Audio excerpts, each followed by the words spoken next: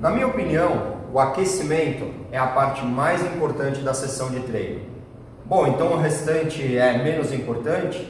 Não, a ideia não é essa. Mas se você não fizer um bom programa de aquecimento, você vai acabar jogando fora todo o restante que você for fazer na sessão daquele dia.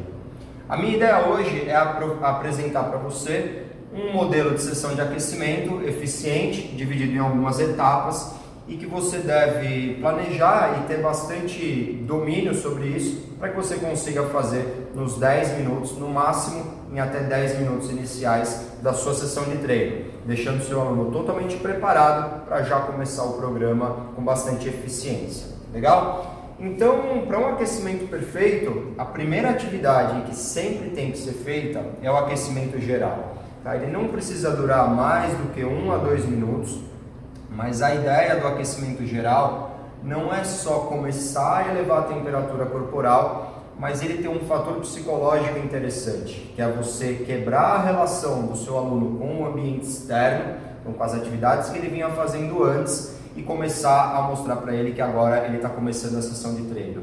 Isso, apesar de parecer meio sem sentido, é extremamente importante, porque se você já começa o treino, entre aspas, dando treino, o seu aluno ainda vai misturar um pouco, talvez, pensamentos da última coisa que ele fez no trabalho, antes de vir, ou de alguma coisa que aconteceu em casa. Então, você começar a trazer ele para a sessão com alguns deslocamentos, com alguns polichinelos, pulando um pouquinho de corda, correndo de frente e de costas, deslocamentos laterais, movimentando o seu corpo de uma forma livre. É um momento que você pode ir induzindo ele à sessão de treino e começando a trazer ele para o propósito do dia, falando o que vai acontecer e criando uma relação com o início do programa daquele dia, beleza?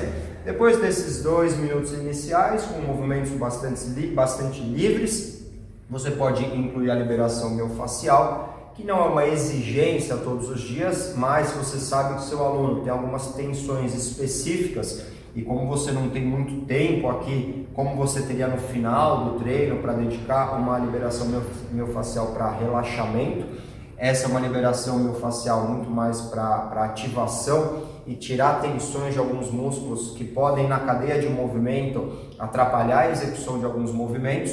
Então você vai escolher pontos-chave, muitas vezes o glúteo, o flexor de quadril, alguns dorsais, o quadríceps, a planta dos pés, que a pessoa às vezes trabalha de sapato, fica o dia inteiro de calçado, então o pé ele vai estar bem pouco reativo, vai estar com uma propriocepção muito diminuída, então a planta dos pés, uma sessão de 30 segundos aí com a bolinha em cada pé, pode ser uma liberação miofascial interessante para o começo da sessão, beleza? Terminei essa segunda etapa, vou para a mobilidade dinâmica. Algumas escolas chamam a mobilidade dinâmica de exercícios preparatórios de movimento. Também acho que é um termo que faz bastante sentido, mas na literatura científica vocês vão achar como mobilidade dinâmica, exercícios de flexibilidade dinâmica ou balísticos, tá? Eu não gosto muito do termo balísticos porque isso remete a movimentos explosivos. Eu acho que quando você fala em mobilidade dinâmica, ele remete mais ao que vai ser feito. Legal? Os exercícios de mobilidade dinâmica são exercícios extremamente inteligentes e escolhidos a dedo para ir aumentando a flexibilidade do seu aluno, mas não promovendo o relaxamento, funcionando ainda como uma continuidade do aquecimento. Então, na mobilidade dinâmica, o seu aluno está em movimento, então ele continua elevando a temperatura corporal, ele continua elevando o ritmo cardíaco, ele continua elevando a frequência respiratória, continua disparando na sua corrente sanguínea os hormônios que são necessários para que ele esteja mais eficiente no treinamento.